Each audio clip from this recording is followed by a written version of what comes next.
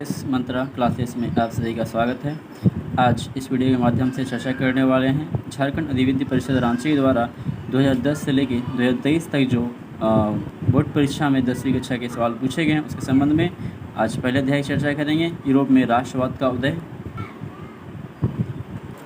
तो अब देखते हैं क्या क्या प्रश्न पूछे गए हैं बोर्ड परीक्षा में अब तक। ठीक है, 2010 से लेकर 2023 तक देखेंगे। तो पहला क्वेश्चन देख रहे हैं क्या है कि 19वीं सदी के दौरान कौन सी ऐसी ताकत बनकर उभरा जिसने यूरोप के राजनीतिक और मानसिक जगत में भारी परिवर्तन ला दिया। इसका सही आंसर हो जाएगा राष्ट्रवाद। ठीक है, आप देख सकते हैं इसमें जो है एनसीईआरटी की बुक पेज नंबर 4 से जो है क्वेश्चन को लिया गया है। ठीक है, नेक्स्ट क्वेश्चन है फ्रांस में प्रथम विद्रोह कब हुआ था। तो ये जुलाई 1830 में हुआ था। ठीक है, अगला क्वेश्चन है 1804 की नागरिक संहिता जिसे आमतौर पर नेपोलियन की संहिता के नाम से भी जाना जाता है, उसने फ्रांस में सुधार के लिए क्या क्या कदम उठाया था। तो इसके लिए हो जाएगा इनमें से सभी ऑप्शन। ऑप्शन नंबर 4, पहला क्या, जन्म पर आधारित विशेषाधिकार समाप्त कर दिया गया था, कानून के समक्ष बराबरी और संपत्ति के अधिकारों को सुरक्षित बनाया गया था, प्रशासनिक विभाजनों को सरल बनाया गया था, यानी कि सभी, उपरोक्त सभी। ठीक है, अगला क्वेश्चन है मारियान और जर्मेनिया कौन थे। ये लॉन्ग क्वेश्चन है, 2 नंबर का पूछेगा। ये 2 बार अब तक पूछ चुका है, जैक बियर बायर में भी और 2023 में लास्ट टाइम। ठीक है, अगला क्वेश्चन है, ये भी लॉन्ग क्वेश्चन है, उदारवादियों की 1848 की क्रांति का क्या अर्थ लगाया जाता है। ठीक है, ये आपको सॉल्व करना होगा आपको। अगला क्वेश्चन है निम्न में से किसका विश्वास था कि ईश्वर की मर्जी के अनुसार राष्ट्र ही मनुष्य की प्राकृतिक इकाई थी। ये क्वेश्चन 2022 में पूछा गया। इसका सही आंसर हो जाएगा जूसेपी मैत्सिनी। ठीक है, अगला क्वेश्चन है ऑब्जेक्टिव टाइप का, निम्न में से कौन सी घटना पूरे यूरोप के शिक्षित अभिजात वर्ग में राष्ट्रीय भावना का संचार किया। याद रखिएगा इसका सही आंसर हो जाएगा यूनान का स्वतंत्रता संग्राम। ये क्वेश्चन 2022 में पूछा गया है। ठीक है, ये पेज नंबर 13 एनसीईआरटी बुक से क्वेश्चन लिया गया है। अगला क्वेश्चन है 1848 में यूरोपीय देशों के किसान मजदूरी किन कारणों से विद्रोह कर रहे थे। किसान जो है किन कारणों से विद्रोह कर रहे थे। इसका आंसर सही हो जाएगा गरीबी, बेरोजगारी, भुखमरी, यानी इनमें से सभी। ठीक है, तो क्वेश्चन क्या है 1848 में यूरोपीय देशों के किसान मजदूर किन कारणों से विद्रोह कर रहे थे। ये क्वेश्चन 2022 में पूछा गया। एनसीईआरटी पेज नंबर 17 से क्वेश्चन है।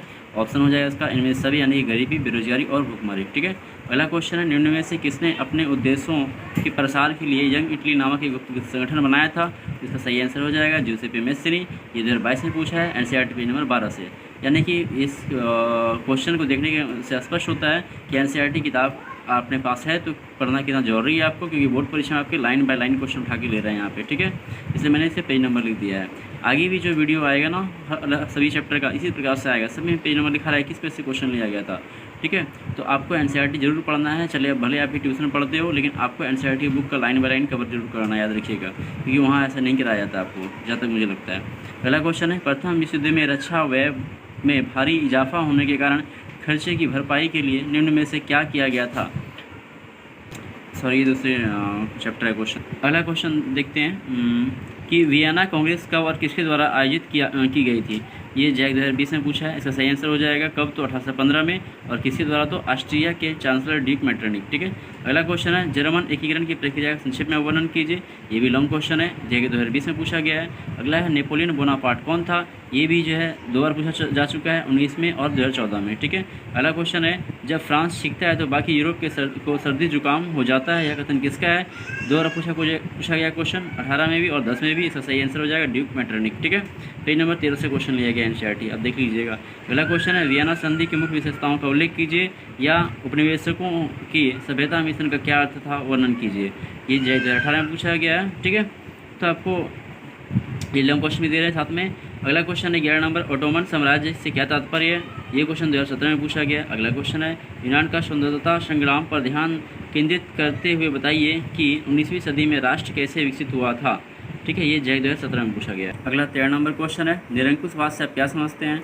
ये क्वेश्चन जैक 2016 और 12 में पूछा गया है। इसका सही आंसर क्या होता है बताइए आप लोग का। वह शासन व्यवस्था जिस पर किसी को अंकुश नहीं होता वो निरंकुशवाद कहलाता है। ठीक है, अगला क्वेश्चन 14 नंबर फ्रांसीसी लोगों के बीच सामूहिक पहचान का भाव पैदा करने के लिए फ्रांसीसी क्रांतिकारियों ने क्या कदम उठाए थे।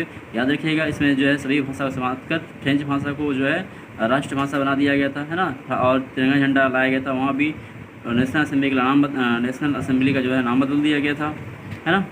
अब है अगला क्वेश्चन 15 नंबर इटली के एकीकरण की प्रक्रिया का संक्षिप्त वर्णन करें। 2015 में क्वेश्चन पूछा है। अगला है मारिया और जर्मेनिया कौन थे जिस तरह उन्हें चित्रित किया गया, उनका क्या महत्व था। 2014 में पूछा गया है। फ्रांसीसी नीति निर्माता वियतनाम के लोगों को क्यों शिक्षित करना चाहते थे, ये भी देख लीजिएगा। 18 नंबर क्वेश्चन, इटली के एकीकरण में शासक विक्टर एमैनुअल, मंत्री प्रमुख कावूर और जोसेपी गैरिबाल्डी की क्या भूमिका थी, चर्चा कीजिए, क्वेश्चन पूछा जा चुका है। अगला क्वेश्चन है यूटोपिया से आप क्या समझते हैं, जय 11 में पूछा है क्वेश्चन। अगला क्वेश्चन है बाल्कन प्रदेशों में राष्ट्रवादी तनाव क्यों पनपा, ये भी 11 में पूछा है। नेपोलियन की संहिता की प्रमुख विशेषताएं क्या क्या थी, जय 10 में पूछा गया। तो ये आपने देखा, ये इसमें पहले चैप्टर का जितना क्वेश्चन आपसे 2010 से लेकर अब तक पूछा गया है, सभी को मतलब 2023 तक उसको यहाँ पे दिखाया गया है। ठीक है, इसी तरह का